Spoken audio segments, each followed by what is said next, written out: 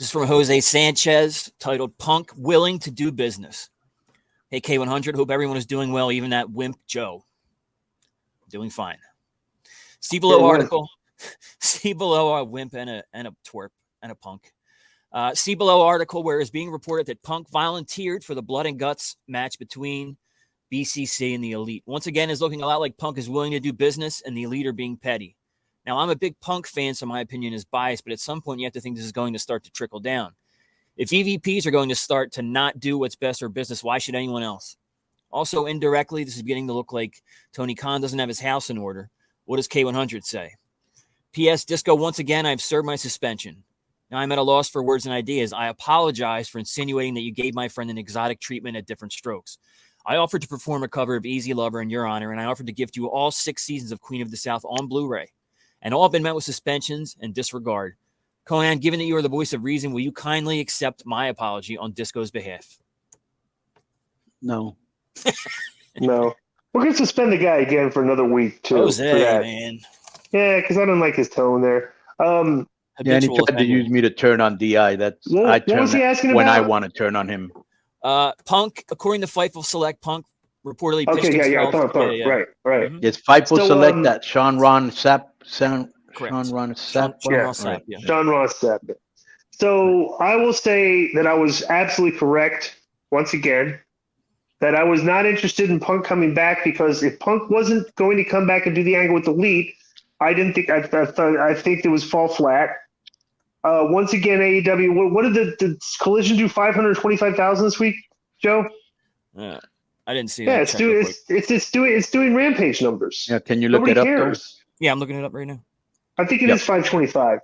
But bro, the show is basically Rampage. It's easy to miss.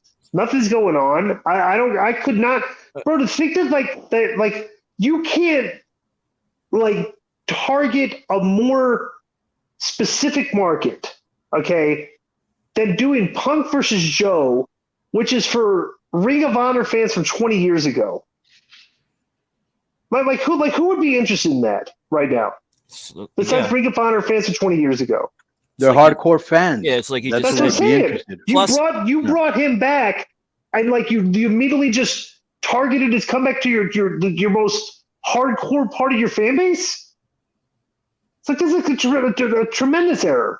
Well, they went he's back. Flat. He's not interesting. He's not drawing because he's not doing anything that people care about, which has been the problem with this guy from day one. There. You know? Well, they went back up to 580,000, which was up 28% from week 3, which you remember was 452 the week before, which was rough. Right, it's terrible the week before. What was Rampage this week? 580? Did you say, Joe? 580 for Collision, yeah. What was it the week before? Not last week, but the week before last week. Hang on, I was looking up the other thing. Collision ratings bounce back. Week 1 was 816. Last week was 452. So what was week 2? Wasn't it like 6 something? I know it was a big drop off. Yeah, but basically, it looks 595 for the set. Okay, so you got 595 on Rampage, right? No, it's Collision. Collision.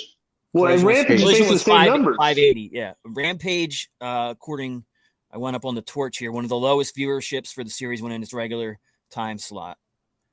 So they drew 368, which is down from 450 the prior week. One of the lowest ratings for the series. If you put Collision and Rampage together this week, how much do they put together? What is that number? 960 or something like that? Yeah, combined 960. All right. Well, yeah, it looks like a Rampage. I want to make a point, and then so 960, and then Dynamite is what? 800,000, 900. So we're talking about 1.7, right? 1.7 million. So I think, I'm just thinking here, that probably to that network, for better for worse, they're like, we're getting 1.5 million viewers off of these 3 shows.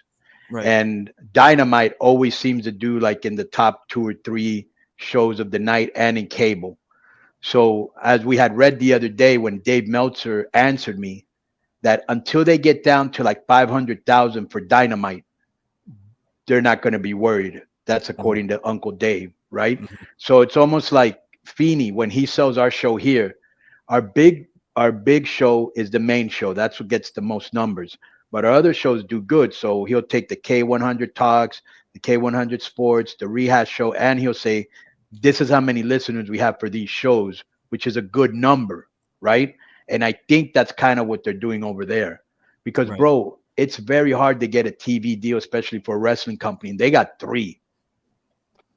Well, let me make a point. It seems like these numbers are early. It's that Rampage did its lowest number in a long time, right? Yeah, that's Right. what it said. Bro, so what Collision is going to be doing is hurting Rampage's numbers. I don't think Yeah, it's going to have of any course. effect on Dynamite, right? But Right. it's definitely going to be. It looks like it's hurting Rampage. Right. It's, You know, yeah, it's so 'cause it's- like, yeah, because it's back-to-back nights. So a lot of your fans are only going to choose the one to watch one or the other. yeah, but the thing is, let's say, You know, and I think this number was too high, but let's say this from Uncle Dave. Let's say that they're getting 75 million for that show. How do you say no to that? well, if you're getting 75 million, I don't think you can say no.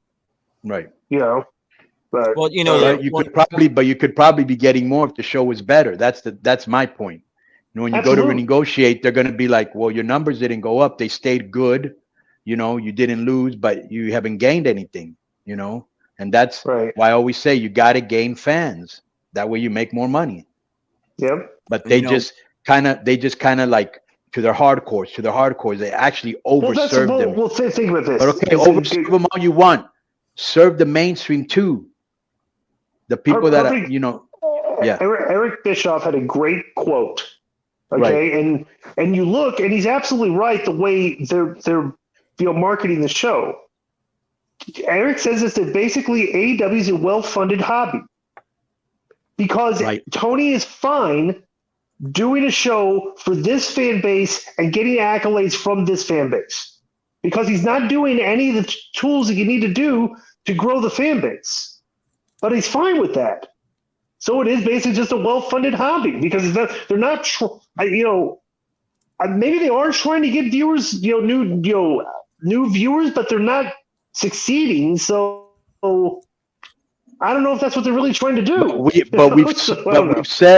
We've said the reasons why they're not succeeding. Of course, the detractors will always say that we know what we're talking about. You're but getting too far away, Konnan. Yeah, you're breaking up a little. Okay, but here's the thing: they're not succeeding because they're not drawing their audience. But maybe, if they told them, all right, as long as you're not doing 500,000 or whatever it was that we figured out, you're Right. good. And he's thinking, I'm doing 800,000. I don't got nothing to worry about. But at the end of the day, you shouldn't be content with what you have. Right. You want to grow so you can make more money, and you can get more money when you renegotiate. Yep.